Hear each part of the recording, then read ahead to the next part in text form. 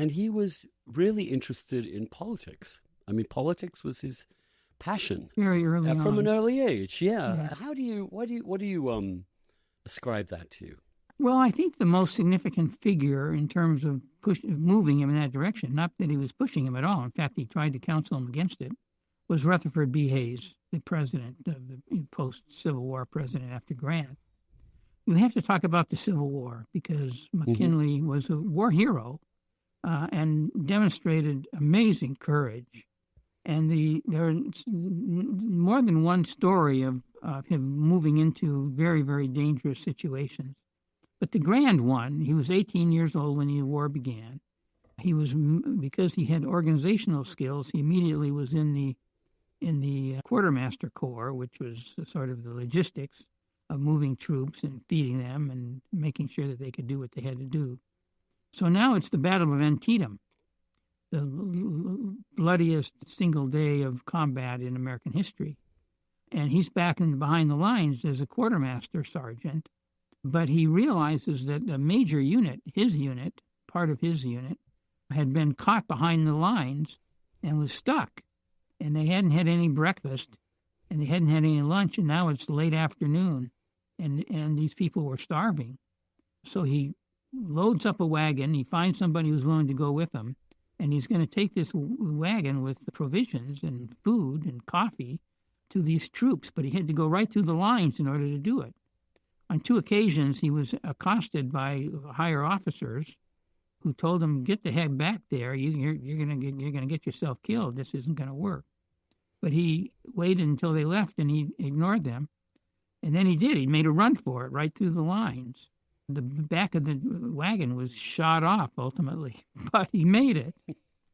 And Rutherford B. Hayes, who was a military officer at the time and became a general, was himself wounded more than once during the war, saw this and basically said, "That's my boy." And he took him under his wing. And he was very, very influential in more ways than one, which we'll probably talk about. They did not expect him to return from those journeys. They expected him to be dead, essentially. I mean, he took it on his own initiative to do it. In the end, he had every excuse not to. So you have this, again, I shouldn't do this. We won't do this. But I'm thinking about Trump as claiming him. There you have the man who actually did risk real death in war for principles he believed in, and also was deeply modest about it and never really blasted his own achievements as if they were the most important things in the world. He was a retiring but incredibly brave individual. Kind of small. He was 5'7", right? Relatively short, stocky, broad-shouldered and maybe large boned somewhat, but yes, short. And those big eyebrows he has. He has these rather intimidating eyebrows and dark brown eyes. He's kind of striking to look at, actually, but one can imagine you wouldn't see him in a crowd.